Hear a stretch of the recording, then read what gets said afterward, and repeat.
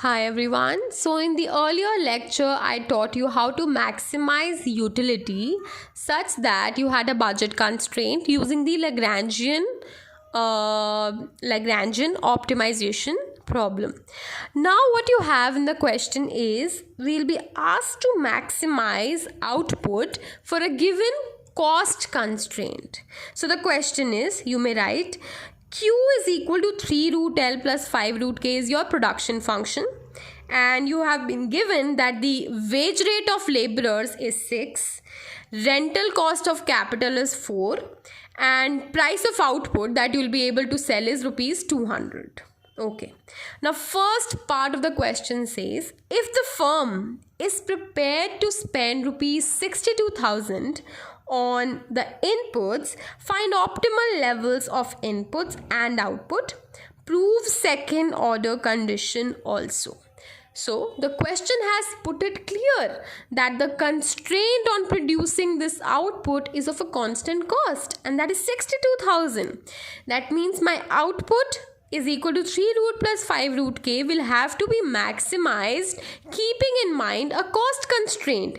Now just like in the consumer theory, you have the budget constraint written as Px into X plus Py into Y equals to M. In the context of producer theory, we have a cost constraint of the format C is equal to WL plus RK.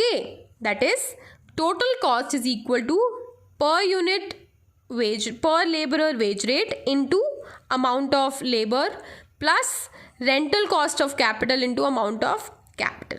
Okay, so now I have wages given as rupees 6, rental given as rupees 4, and cost constraint is of 62,000. So this becomes 6L plus 4K equals to 62,000.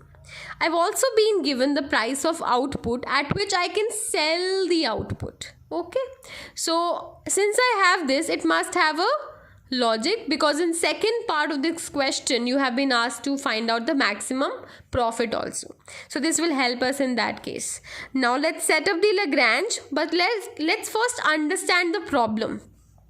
So cost is given, therefore the objective function is maximize output, that is this, subject to cost constraint 6L plus 4K equals to 62,000, which is like a function of labor and capital, let's say G of L and K.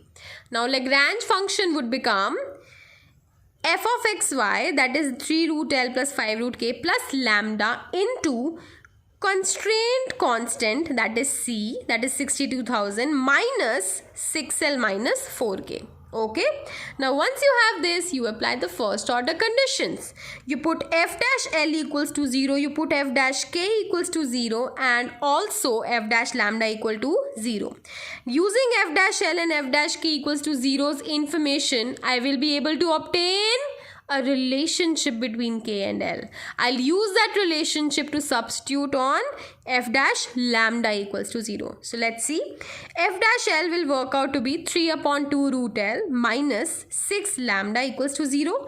Likewise, this will be 5 upon root 2 root K minus 4 lambda equals to 0. So that will work out to be lambda equals to 5 upon 8 root K, lambda equals to 3 upon 12 root L. Now once you have this information, you can pluck out the lambda from both of these. So basically you can equate both of these equations to find out the relationship between K and L. And that has been done over here.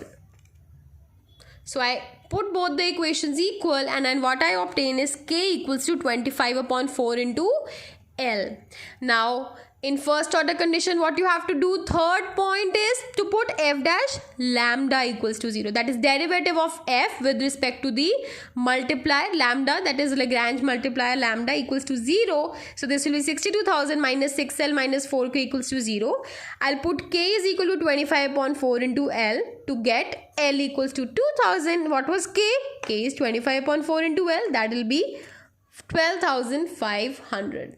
So this is my L, this is my K. I've been able to find out the optimal quantities of labor and capital, but how can I be sure that these are the quantities which maximize the output?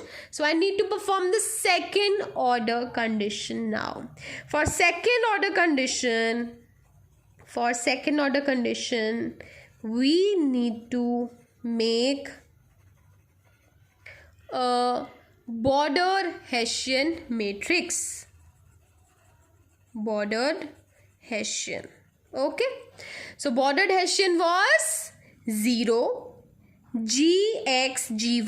Here you can interpret gx as gl since your constraint is a function of labor and capital.